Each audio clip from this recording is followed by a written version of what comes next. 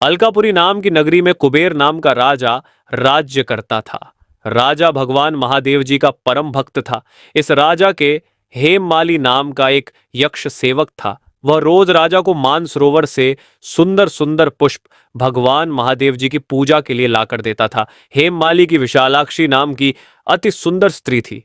ये दोनों एक क्षण भी एक दूसरे से अलग नहीं रहते थे। तब एक दिन की बात है, हेममाली मानसरोवर पर पुष्प लेने गया, किंतु कामासक्त होने के कारण पुष्पों को रखकर अपनी स्त्री के साथ रमण करने लगा। इस भोग विलास में दोपहर हो गई।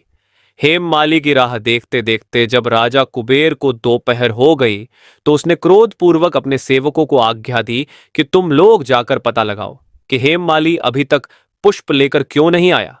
जब सेवकों ने उसका पता लगा लिया तो राजा के पास जाकर बोले कि हे राजन, वह हेममाली अपनी स्त्री के साथ रमण कर रहा है। यह सुनकर राजा ने उसे लेकर आने की आज्ञा दी। डर से कांपता हुआ हेममाली राजा के सामने उपस्थित हुआ।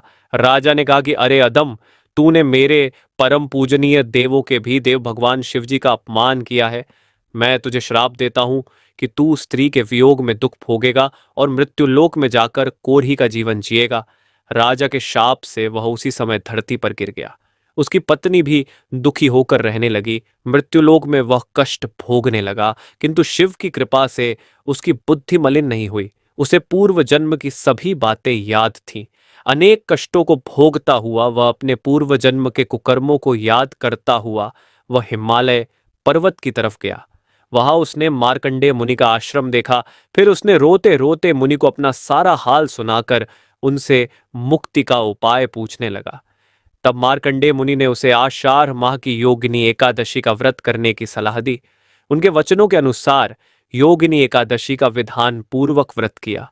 इस व्रत के प्रभाव से वह अपने पुराने स्वरूप में आ गया और अपनी स्त्री के साथ सुखपूर्वक रहने लगा।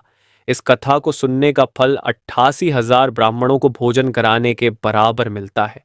इसके व्रत से सभी पाप नष्ट हो जाते हैं और अंत में मोक्ष प्राप्त करके प्राणी स्वर्ग का अधिकारी बनता है।